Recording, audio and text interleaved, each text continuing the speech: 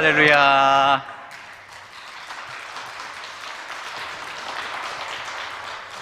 여러분 만나서 반갑습니다. 그리고 이렇게 기쁨으로 환영해 주셔서 너무 감사드립니다.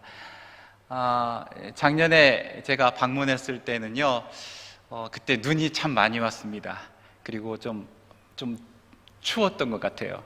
그리고 그때는 제가 스케줄상 여유가 없어서 수요일 저녁 때, 저녁이 아니라 오후 5시에 KTX로 대전에 도착을 해서 여기 저녁 예배 시간에 맞춰서 눈이 오는데 우리 권삼일 장로님께서 저를 교회까지 인도해 주셨고, 또 예배 마치고 나서 또 바로 서울로 올라가야 됐습니다. 그래서 제 마음적으로는 작년에 방문했을 때는 참 마음에 여유가 없었던 것 같아요. 근데 요번에는요, 제가 여기서 설교를 마친 다음에 숙소를 잡아주셔서, 거기 무슨 휴양림이죠? 그쵸? 휴양림에서 숙소를 잡아주셔가지고 1박 하고, 그리고 내일은 전주로 이동을 하게 됩니다. 이번 주에 김제에 있는 교회에서 주일 오후에 설교를 하고, 그리고 선교 보고가 예정되어 있어서 사실은 구정 명절도 있는 관계로 인해서 제가 서울에 갔다가 다시 김제로 내려올 수 없기 때문에 전주에서 약 2박 3일 동안 지내다가 김제에서 설교를 하게 됩니다. 그래서 제 마음에 오늘은 좀 여유가 넘칩니다. 이렇게 여유가 넘치게 되면 저도 의도치 않게 뭐 할 말, 못할 말, 쓸데없는 말 많이 해서 좀 설교가 길어질 수가 있는데, 설교가 길어지더라도 양해해 주시고, 또 좀 하나님이 저를 통해서 좀 많이 좀 말씀을 준비시켜 주신 것 같아요. 그래서 제가 준비한 말씀이 있어서 오늘 여러분들과 같이 나누고 싶습니다. 여러분들은 언제 예수님을 처음 만나셨습니까? 여러분들은 예수님을 처음 만났을 때를 기억하고 계신가요? 예수님을 처음 만났을 때 어떤 감정이 있었습니까? 예수님이 나를 사랑하시고 나를 구원해 주셨다는 예수님의 한없는 사랑과 은혜를 느끼고 매우 기뻤고 감격했을 것입니다.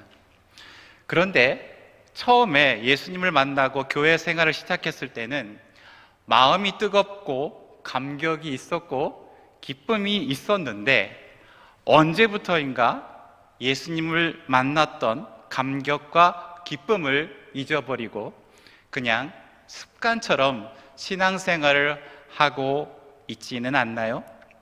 예전에는 정말 열심히 전도도 하고 열심히 교회 봉사도 하고 또 교회 봉사를 해도 기쁨이 있었는데, 지금은 교회 봉사를 해도 기쁨이 없고 자꾸만 교회 봉사를 피하고 도망가고 있지는 않나요? 예전에는 주님을 따르겠다고 결심하고 뜨겁게 주님을 위해 헌신했던 때가 있었는데, 지금은 그때의 열정이 다 식고 낙심과 실망 가운데서 지쳐있는 성도님들이 계실지도 모르겠습니다. 오늘 본문의 베드로는 처음에 실패하고 낙심하였지만 예수님을 만나서 낙심과 좌절을 극복하고 주님을 따르는 제자가 되었습니다. 베드로가 어떻게 말씀에 의지하여 주님을 따르는 제자가 되었을까요? 저는 오늘 이 말씀을 같이 나누면서 저와 여러분들이 예수님을 만났던 초심으로 돌아가길 원합니다. 내가 처음 예수님을 만났던 그 뜨거운 마음을 회복하고 다시 한번 주님의 제자로 헌신하고 결단하는 시간이 되기를 소망합니다. 그러면 저와 여러분들이 처음 예수님을 만났던 그때의 뜨거운 마음을 회복하고 예수님을 따르기로 결단하기 위해서는 무엇이 필요할까요? 오늘 본문 말씀 1절부터 3절을 다시 한번 보겠습니다.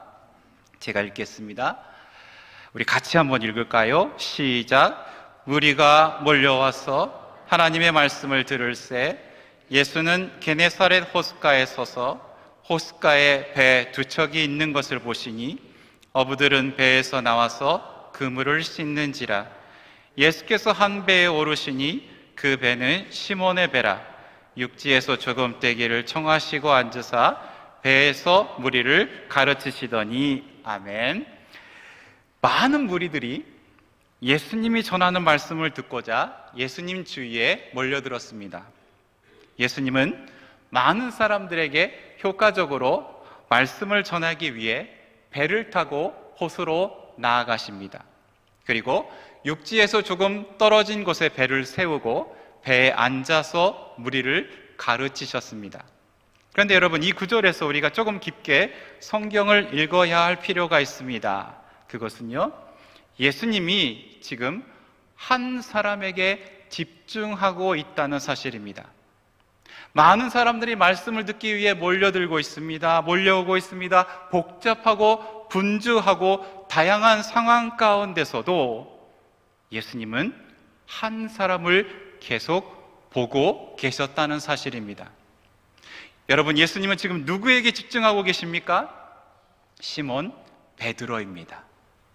그런데 무엇보다 지금 베드로의 마음은 어떨까요? 베드로의 마음은요, 어렵고 힘든 상태였습니다.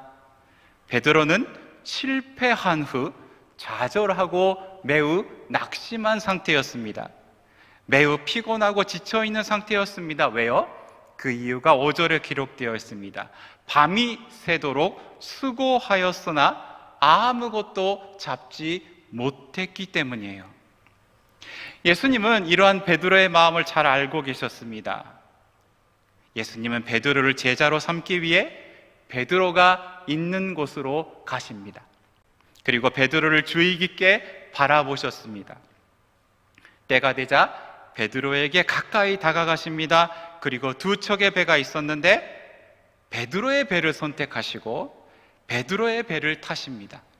또한 베드로에게 육지에서 조금 떼기를 청하셨습니다. 하지만 베드로에게는 배를 움직일 만한 힘이 없었을 거예요. 다시 호수로 나가기 싫었을 거예요. 그런데 베드로는 예수님의 말씀에 순종합니다. 예수님이 부탁하신 대로 배를 움직여서 육지에서 조금 띄웁니다. 그런데 여기에서도 베드로를 향한 예수님의 사랑을 느낄 수가 있습니다. 베드로의 배에 오르시고 베드로에게 배를 움직여서 호수로 나아갈 것을 부탁하신 의도가 있습니다. 물론 예수님은요, 무리들을 가르치기 위해서 배에 오르셨습니다. 하지만 예수님의 의도가 이것만은 아니었습니다. 예수님이 열심히 무리들을 가르치실 동안 베드로는 무엇을 하고 있었을까요? 밤새 동안 아무것도 잡지 못했기 때문에 다시 그물을 내리고 고기를 잡았을까요? 아닙니다. 아니면 피곤해서 잠을 자고 있었을까요? 아닙니다. 배에서 내려서 베드로 혼자 육지로 갈 수도 없었습니다. 지금 베드로는 배 안에서 아무것도 할 수 없습니다. 베드로는 예수님으로부터 도망갈 수가 없었어요. 베드로는 배 안에서 예수님의 말씀을 들을 수밖에 없었습니다. 예수님은 처음부터 베드로에게 말씀을 가르치기 위해서 베드로의 배에 오르시고 베드로에게 육지에서 조금 떼기를 요청하신 거예요. 베드로가 도망가지 못하도록 말씀이 선포되는 그 자리로 인도하신 것입니다. 베드로는 본인의 의지와 상관없이 예수님의 말씀을 들었을 것입니다. 그런데요, 놀라운 일이 일어납니다. 예수님의 말씀을 듣는 순간 베드로의 마음속에서 변화가 일어나기 시작한 거예요. 예수님의 말씀을 들으면서 말씀 속에 있는 하나님의 능력을 조금씩 체험하기 시작한 거예요. 말씀을 들으면서 자신의 상처가 치유됨을 느꼈을 것입니다. 말씀이 베드로의 마음을 위로했습니다. 예수님의 말씀을 통해서 자기가 지금까지 살아왔던 마음의 생각과 가치관의 변화를 초래했습니다. 말씀이 베드로를 변화시키기 시작했습니다. 베드로는 말씀을 들으면서 예수님에 대한 믿음이 생기기 시작했습니다. 여러분, 예수님이 자신의 자녀로, 자신의 제자로, 자신의 사역자로 부르기 위해 제일 처음에 하시는 것, 그것은요, 말씀을 들려주시는 것입니다. 여러분은 처음에 어떻게 예수님을 알게 되었습니까? 여러분은 처음에 어떻게 예수님을 믿게 되었습니까? 처음에 우리는요, 말씀을 들었습니다. 누군가에 의해서 선포된 복음을 듣고, 말씀을 듣고, 말씀을 통해 예수 그리스도를 구세주로 받아들이고 믿지 않았나요? 말씀을 통해 하나님을 알게 되고, 말씀을 통해 예수 그리스도의 십자가의 은혜를 알게 되었습니다. 하나님은 지금도 우리에게 말씀하고 계십니다. 그런데 말씀을 들을 때 마음속에서 여러분 감화와 감동이 있으십니까? 말씀을 들을 때 우리의 마음이 뜨거워지고 있습니까? 처음 내가 예수를 믿었던 그때처럼. 말씀을 들어도 아무런 느낌이 없고 마음이 냉랭하다면 우리가 하나님의 말씀에 집중하지 못하고 있다는 것을 의미합니다. 하나님의 말씀을 사모하고 있지 않다는 것을 의미합니다. 때문에 우리가 예수님을 만난 기쁨과 감격을 회복하고 헌신하기 위해서는요, 말씀으로 돌아가야 합니다. 말씀을 듣는 일에 열심을 내야 합니다. 말씀을 간절히 사모해야 합니다. 하나님이 나에게 지금 무슨 말씀을 하시는지 귀 기울여 들어야 한다는 것입니다. 하나님이 나를 부르시는 음성이 있어요. 하나님이 나에게 원하시는 것이 있는데 하나님은 그것을 어떻게 우리에게 알려주십니까? 말씀을 통해서 알려주시는 것이에요. 하나님은 말씀을 통해서 하나님과 예수 그리스도에 대해서 끊임없이 우리에게 알려주십니다. 말씀을 간절히 사모하고 말씀을 가까이 하고 말씀을 읽고 그 말씀을 묵상하며 깨우치게 되면 우리는 하나님의 마음을 깨닫게 됩니다. 하나님의 마음을 깨닫게 되면 그 다음은 어떻게 되죠? 우리의 마음이 뜨거워지게 되는 것이에요. 엠마오로 가는 제자들에게 예수님이 나타나셔서 모세와 선지자의 글로 시작하여 성경에 기록된 말씀들을 설명하실 때 그 말씀을 들은 제자들의 마음이 어땠습니까? 냉랭했습니까? 아무런 반응이 없었습니까? 아닙니다. 우리에게 말씀하시고 우리에게 성경을 풀어주실 때에 우리 속에서 마음이 뜨겁지 아니하더냐? 여러분, 말씀에는 힘이 있고 능력이 있습니다. 말씀은 살았고 운동력이 있어서 그 말씀을 들을 때 우리의 마음이 변화되는 거예요. 그런데 언제부턴가 우리의 마음속에 말씀을 들어도 감동이 없어요.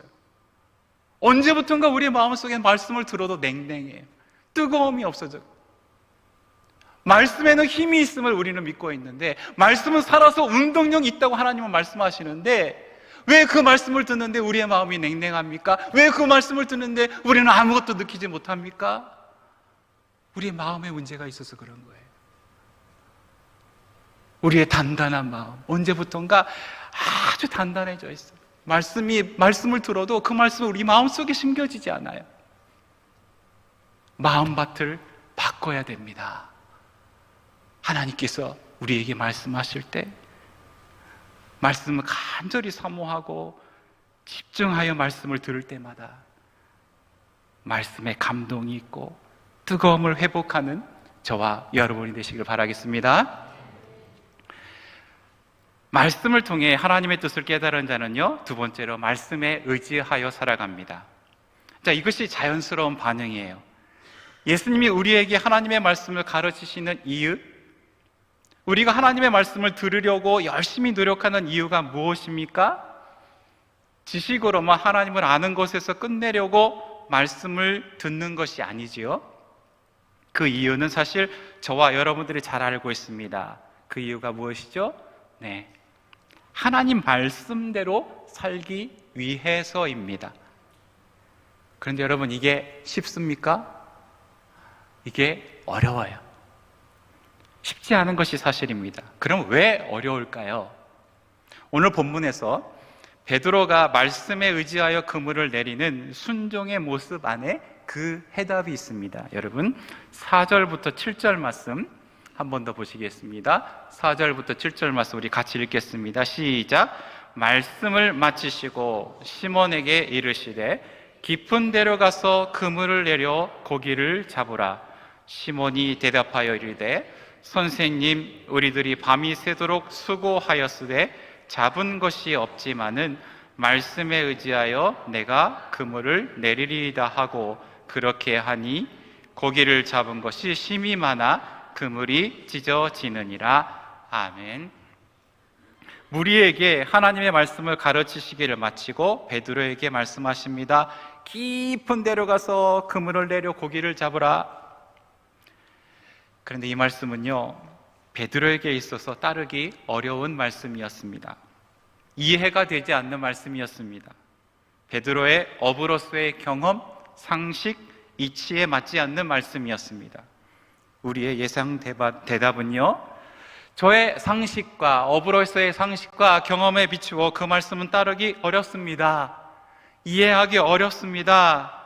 저는 이미 지칠 대로 지쳐있고 피곤하고 밤이 새도록 열심히 수고하였지만 아무것도 잡지 못했습니다 라고 부정적인 대답일 거예요. 하지만 베드로는 어떻게 합니까? 예수님의 말씀에 의지하여 내가 그물을 내리겠습니다 라고 예수님에게 말합니다. 그리고 그 말씀에 의지하여 그물을 내리자 많은 고기를 잡게 되었습니다. 여러분, 베드로는 어떻게 말씀에 의지하여 그물을 내릴 수 있었을까요? 베드로가 예수님의 말씀을 따르겠다고 결단할 수 있었던 비결은 무엇이었을까요? 그것은요, 버리는 것입니다. 이 세상의 것을 포기하고 말씀을 선택하는 것을 통해 가능했습니다. 즉, 베드로는 어부로서의 자신의 경험과 지식 그리고 상식을 버리고 예수님의 말씀을 선택한 것입니다. 여러분들이 예수님을 처음 만났을 때를 한번 생각해 보세요. 여러분들이 처음에 말씀을 들었을 때 하나님의 말씀과 여러분이 그때까지 살아왔던 경험과 가치관이 서로 충돌했을 것입니다. 그리고 마음속에서 고민과 갈등이 있었을 것입니다. 하나님의 말씀을 선택해야 하나? 이 세상의 가치관을 선택해야 하나? 내 경험으로 판단을 해야 하나? 말씀을 따라야 하나? 이런 고민과 갈등이 여러분들에게는 분명히 있었을 것입니다. 하지만 이러한 상황 속에서 여러분들은 고민만 하지 않았습니다. 저와 여러분들은 그때 결단했습니다. 그 갈등 속에서 이 세상의 가치관을 버리고 하나님의 말씀을 선택했습니다. 이 세상의 경험과 지식을 포기하고 예수님의 말씀에 따르기로 결단했기 때문에 지금 예수님의 자녀로 믿음을 가지고 살아가고 계신 거예요. 만약에 말씀과 이 세상의 가치관이 충돌하는 상황 속에서 자신의 가치관과 경험이나 상식을 중요시하고 그것을 결정했다면 예수님을 따를 수 없었을 것입니다. 여러분들은 이해가 되지 않는 말씀이었지만 예수님 부활에 대해서 처음 말씀을 들으셨을 때 그게 이해가 되셨습니까? 예수님의 십자가의 은혜를 말씀을 통해서 들었을 때 그것이 여러분들은 그걸 듣고 이해하셨습니까? 성경에 나와 있는 이 말씀들은 우리가 우리의 지식으로 이해할 수 없는 말씀이었습니다. 그런데 우리는요, 그때 결단했습니다. 이 말씀이 진리라는 것을 믿고 이 말씀대로 따르기로 결단하지 않았습니까? 그런데 문제는 그때는 결단했었는데 지금 결단을 못하고 고민하고 있는 문제가 있지 않습니까?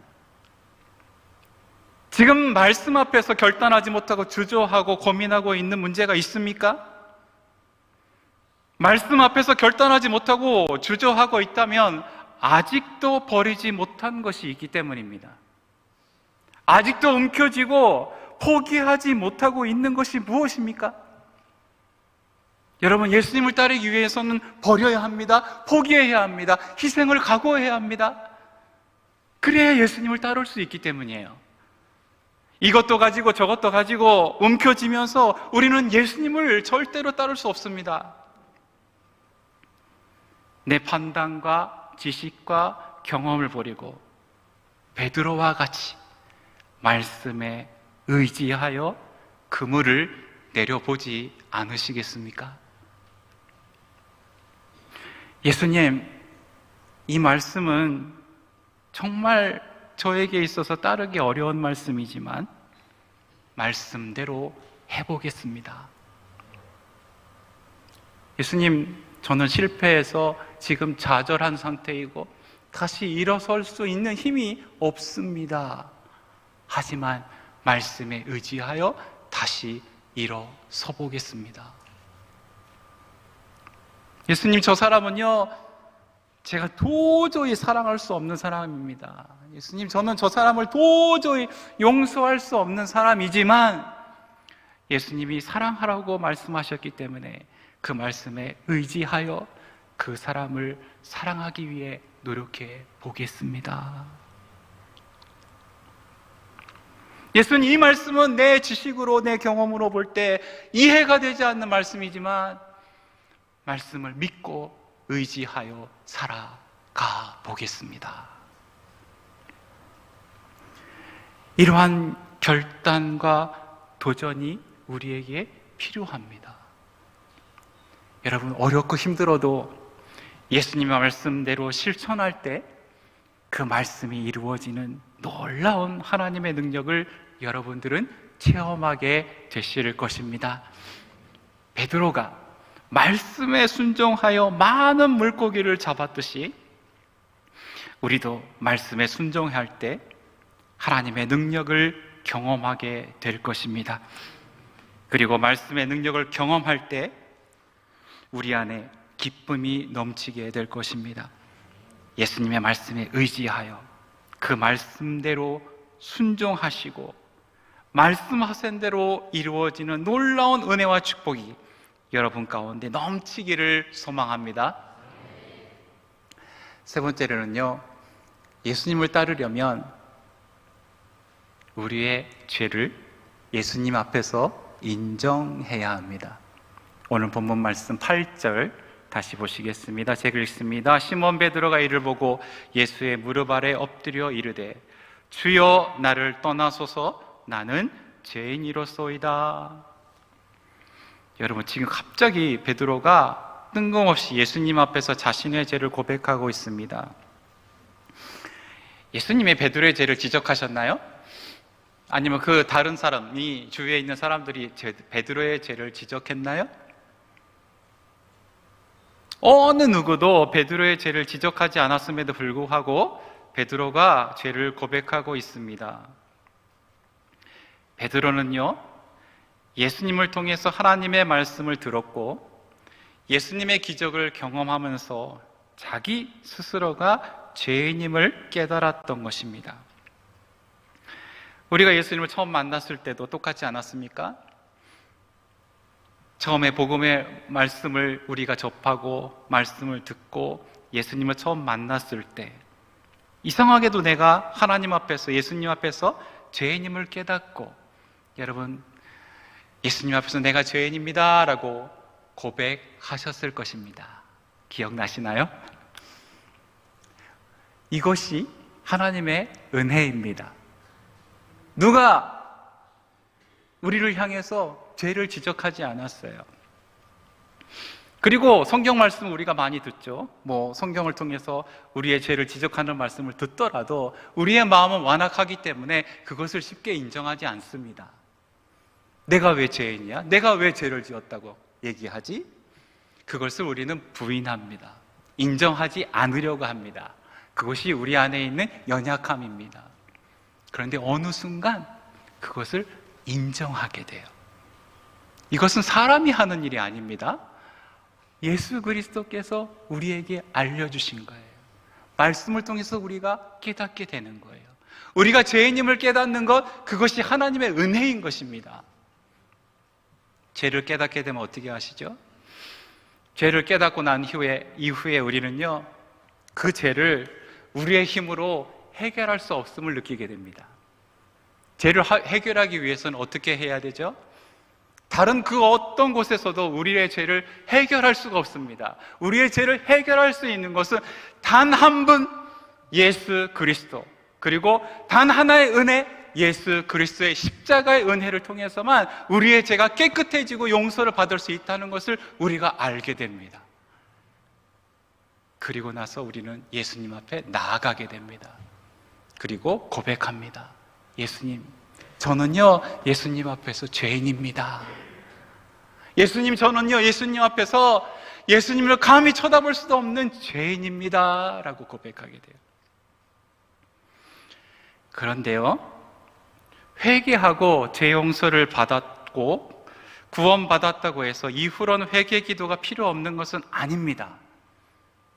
이 세상에서 살아갈 동안 죄의 유혹을 받아서 실패할 때가 있기 때문에 우리는요, 죄를 고백하는 기도가 필요합니다. 하지만 언제부터인가 하나님 앞에서 자신의 죄를 인정하는 것이 적어지고 회개 기도가 점점 약해지고 있지는 않은지요? 죄를 지어도 죄에 대한 반응이 둔해져 있지는 않은지요? 죄를 짓고도 그것을 그냥 묻어둔다면 그 죄가 하나님과 나의 관계를 어색하게 만들게 되고 결국에 하나님과의 관계에서 기쁨을 느끼지 못하게 만듭니다. 죄는요, 하나님과 나의 관계를 방해합니다. 죄는요, 예수 그리스도를 따르려는 것을 방해합니다. 그래서 하나님은요, 자신의 자녀들이 철저하게 죄를 인정하고 날마다 예수님에게 나아가 회개하는 것을 원하십니다. 그런데 이 회개는요, 헌신으로 연결되어지게 됩니다. 자, 여러분, 이사야서 6장을 보면 이사야가 하나님의 영광 가운데서 거룩하신 하나님을 경험하는 내용이 기록되어 있습니다. 그때 이사야가 자신의 죄를 고백합니다. 화로다 나여 망하게 되었도다. 나는 입술이 부정한 사람이요. 거기에 대해서 하나님이 이사야의 죄를 용서하십니다. 죄 용서를 받은 후 이사야와 하나님과의 관계가 회복되자 이사야가 하나님의 목소리를 듣습니다. 주께서 이르시되 내가 누구를 보내며 누가 우리를 위하여 갈꼬 하시니 그때 내가 이르되 내가 여기 있나이다 나를 보내소서. 이사야가 지금 하나님의 일을 하겠다고 헌신합니다. 오늘 본문 말씀에서도 베드로가 나는 죄인이로소이다 하니 그 후에 예수님이 시몬에게 놀라운 말씀을 하십니다. 어떤 말씀을 하시죠? 이제 후로는 내가 사람을 치하리라 라고 말씀하세요. 이 말씀은 어떤 말씀이죠? 이후에 베드로가 예수님의 제자로서 사도로서 복음을 전하여 많은 사람들을 구원하는 일을 할 것이다 라는 예언의 말씀입니다. 많은 사람을 구원하는 일, 이것은 사람이 하는 일이지만 하나님이 베드로에게, 예수님이 베드로에게 맡기신 사역입니다. 베드로가 예수님의 쓰임을 받는 일꾼이 된다는 약속의 말씀입니다. 예수님이 베드로를 그렇게 사용하시겠다는 약속의 말씀입니다.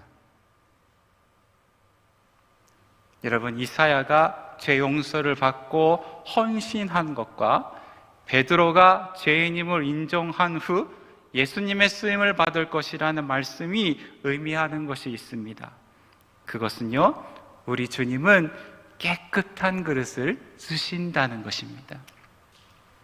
우리가 잘 아는 말씀이 있습니다. 디모데후서 2장 20절부터 21절에는 이렇게 기록되어 있습니다. 제가 읽습니다. 큰 집에는 금그릇과 은그릇뿐 아니라 나무 그릇과 질그릇도 있어 귀하게 쓰는 것도 있고 천하게 쓰는 것도 있나니, 그러므로 누구든지 이런 것에서 자기를 깨끗하게 하면 귀히 쓰는 그릇이 되어 거룩하고 주인의 쓰심에 합당하며 모든 선한 일에 준비함이 되리라. 아멘. 여러분, 우리가 예수님을 처음 만났을 때 그때의 기쁨을 회복하고 주님을 위해 헌신하고 싶다면 자신이 하나님 앞에 죄인임을 인정하고 죄 지은 것이 있다면 애통하며 참회해야 합니다. 예수님을 처음 만났을 때 우리는요, 눈물을 흘리면서 가슴을 치며 애통하며 우리의 죄를 고백하였습니다. 지금도 내가 지은 죄로 인하여 애통하는 일이 있습니까? 그 죄를 주님 앞에 고백하고 있습니까? 있어야 합니다. 해야 합니다. 왜냐하면 지금도 우리는 죄를 지으며 살고 있기 때문입니다. 그 죄가 우리와 하나님과의 관계를 방해하지 못하도록 회개해야 합니다. 우리 자신의 죄를 철저히 회개하고 깨끗하게 하여 주님의 쓰심에 합당한 일꾼들이 되시기를 바랍니다. 베드로는 모든 것을 버려두고 예수님을 따르기로 결단했습니다. 예수님의 말씀이 그를 변화시켰고, 예수님의 말씀대로 순종할 때 어떻게 하나님이 역사하시는지 경험했습니다. 그리고 철저하게 회개하여 자신을 깨끗하게 하였습니다. 지금도 하나님은 베드로와 같은 사역자들, 봉사자들, 헌신자들을 찾고 계십니다. 새소망교회는요, 헌신자가 부족한 교회가 아니라 헌신자가 많은 교회가 되기를 바랍니다. 이곳에서 많은 목회자가 나오고, 이 교회를 통하여 많은 선교사가 나오고, 이 교회에서 많은 복음 전도자를 배출하는 많은 헌신자들이 이 교회를 통해서 나타나는 귀한 일들이 나타나기를 소망합니다. 말씀에 의지하여 그물을 내렸더니 하나님이 이렇게 축복하셨습니다 라는 간증이 차고 넘치는 교회 되기를. 지금부터는 선교 보고를 드리겠습니다. 지금 이 사진은요, 제가 사역하고 있는 센다이 영광교회의 사진인데요, 오른쪽에 있는 사진은 부활주일 예배가 마친 후 찍은 사진이고, 왼쪽에 있는 사진은 성탄절 예배가 마친 후에 찍은 사진입니다. 저희 교회에서는 부활주일과 성탄절 예배는 전도 주일로 지키고 있습니다. 그래서 지역 주민과 그리고 많은 사람들을 초청해서 예배를 드리고 있습니다. 근데 사실 일본 교회의 상황을 덧붙여서 말씀드리면 지금 일본 교회는 목회자가 부족한 상황입니다. 제가 속해 있는 일본 교단에 앞으로 10년 동안에 은퇴 예정 목회자님들이 30명 있습니다. 그런데 신학교 헌신자는 지금 현재 한두 명밖에 없습니다. 이런 상황이 계속된다면 앞으로 계속 목사가 없는 교회가 늘어날 예정입니다. 그리고 교회 안에서 젊은 사람들이 적습니다. 중고등부 학생이나 주일학교가 적고요. 그리고 청년들이 부족한 상태입니다. 이렇게 되면 헌신자와 봉사자가 계속 부족한 상황이 된다는 얘기거든요. 그래서 앞으로 교회의 헌신자들이 부족한 상황 가운데서도 지금 저도 목사가 없는 교회에 매달 2번 정도 센다이에서 약 80km 떨어져 있는 교회에 가서 예배를 봉사하고 있습니다. 그래서 일본 교회에 헌신자들이 많이 나타나도록 기도를 부탁드립니다. 넘겨주세요. 이 사진은 어린이 영어회화 사진입니다. 저희 교회에서는 매주 목요일에 어린이 영어 회화를 진행하고 있습니다. 그런데 원어민 선교사가 작년 7월 달에 사정이 있어서 그만두게 되어서 영어 회화를 9월 달부터는 진행할 수가 없었습니다.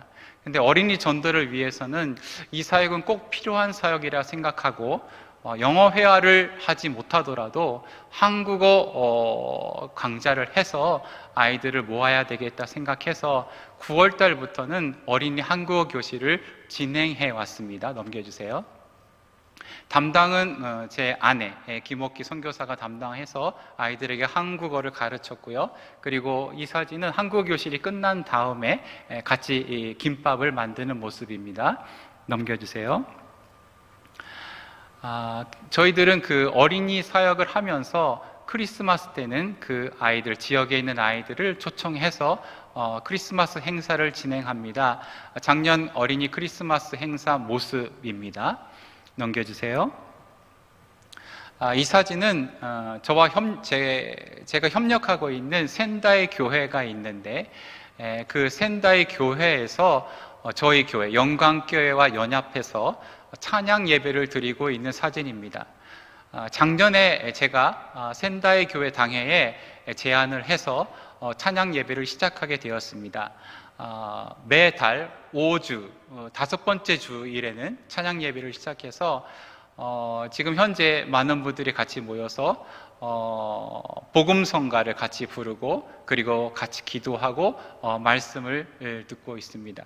일본 교회는 굉장히 지적이기 때문에 사실은 복음성가조차도 이분들은 잘 모르는 경우가 있습니다.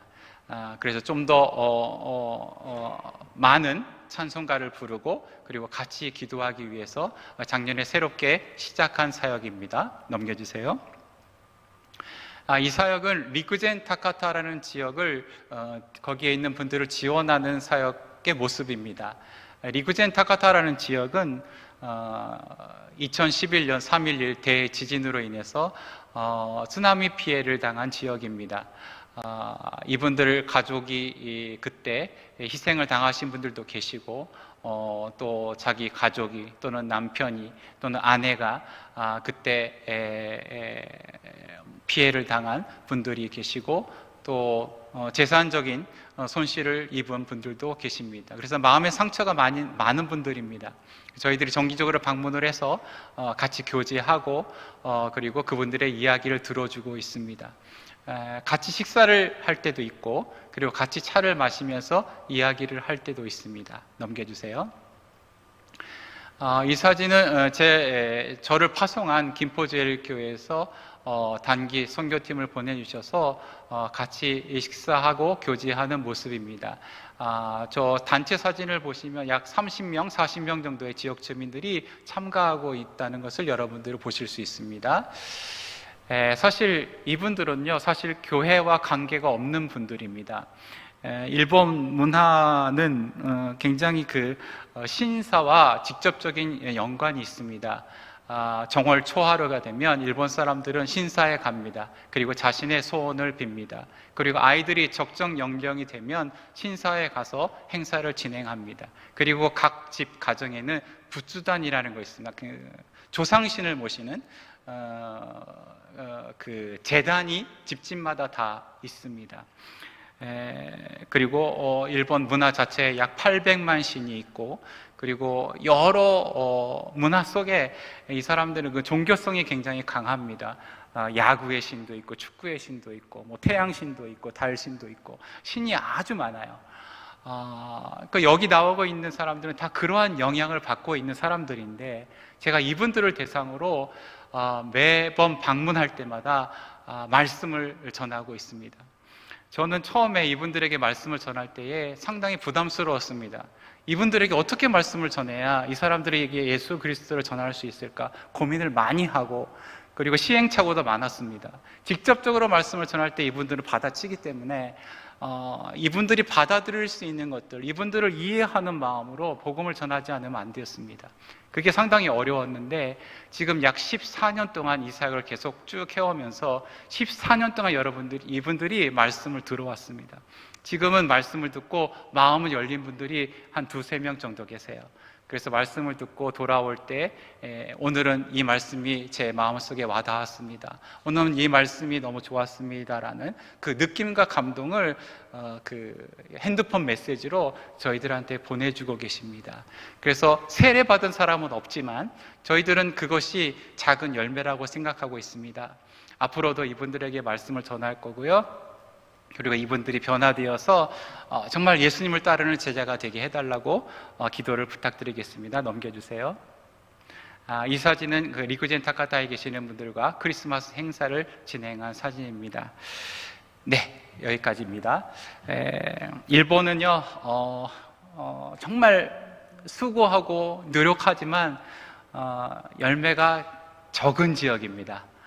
하지만 열매가 없는 지역은 아닙니다. 열매를 맺기까지 과정이 길 뿐입니다. 그런 상황 속에서 사실 일본 선교사들이 많이 좌절하고 낙심하고 내가 실패한 선교사가 아닌가 그런 마음을 가질 때가 있고 많이 위축되는 경우가 있는데 하나님께서 어려운 상황 속에서도 일하고 계시고 그리고 한 영혼 한 영혼을 지금도 구원하기 위해 애쓰시고 그리고 일하고 계신다는 사실을 믿고 지금도 저희들은 사역하고 있습니다. 생각나실 때마다 기억해 주시고 기도해 주시면 고맙겠습니다.